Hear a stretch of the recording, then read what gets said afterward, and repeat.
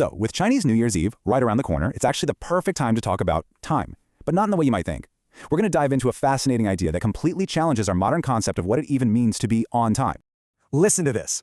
A Chinese town is a place where everyone is in a hurry, but no one is ever on time. That's from an American missionary way back in 1890, and it just perfectly captures the paradox we're exploring today. How can you be rushed, but also never punctual? It sounds impossible, doesn't it? How can both of those things be true at once?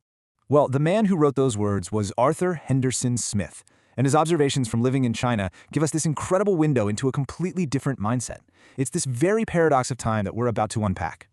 So, you're probably wondering, who was this guy? Well, Smith wasn't just some tourist passing through. No way. This man lived in rural China for over half a century. That's a long time. He was deeply immersed in the society he was writing about. His book, Chinese Characteristics, it basically became the manual for Westerners who were trying to get a handle on the culture. So for this journey, he's our guide. And this gets us to the absolute heart of the mystery that Smith uncovered. He saw a society that could be incredibly laid back about minutes and hours, but at the same time was almost fanatically precise about a totally different kind of time. This is the central puzzle we're here to solve. Okay. This slide just lays it all out beautifully, this wild paradox. On one side, you've got what we can call the elastic minute. For your everyday appointments, being exact just wasn't the main priority. A meeting set for noon was more of a general suggestion, not a strict deadline. A few hours here or there, it didn't really matter. But then on the other side, you have the rigid season, and when it came to agriculture, time was absolutely, brutally unforgiving. As Smith himself noted, being just 10 days late on a critical planting date could literally mean the difference between a successful harvest and actual starvation. So where on earth does this logic come from? Well, the answer isn't ticking away in a mechanical clock. The answer is in the soil itself. To really get it, we need to try and see the world through the eyes of a 19th century farmer. So, how does this all work? It really just boils down to a simple 4-step logic of survival. First, your life depends entirely on the food you grow. Everything comes from the land. Second, you quickly notice that the land doesn't care about a mechanical clock. It follows the sun and the seasons. That means, step 3, you have to synchronize with its rhythm perfectly to survive. So the final conclusion is simple. The sky is your manager. It sets your schedule, and trust me, its deadlines are absolute. And this is exactly where the 24 solar terms come in. Now, this wasn't just some abstract philosophy. Think of it as a high-precision biological clock for an entire civilization. These terms, with names like grain rain or awakening of insects, were a calendar based on the sun's actual position in the sky that told everyone exactly when to plant and when to harvest. It wasn't poetry. It was a survival strategy.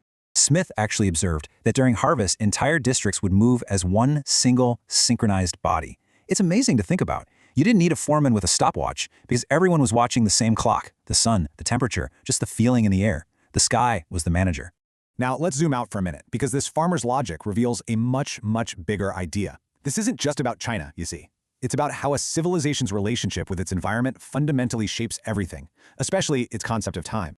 And this table here lays it out beautifully. In an agricultural society, time is cyclical. It's a repeating circle. If you miss a season, it's a big deal, but it will come around again next year. That fosters harmony and patience.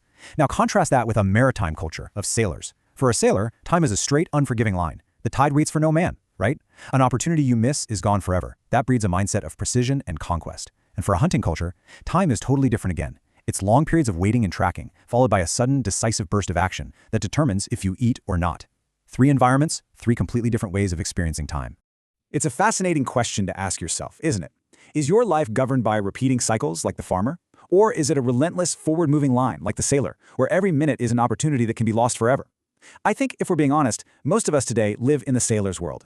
So let's bring this all full circle. How does this farmer's secret, this ancient rhythm, still show up today in our hyper-modern, minute-driven world? Well, the answer is kind of hiding in plain sight, right inside the lunar calendar. It's still anchored by those same 24 solar terms. It's this quiet testament, this cultural echo of a time when being able to feel the subtle shifts in the season was infinitely more important than counting the seconds on a clock.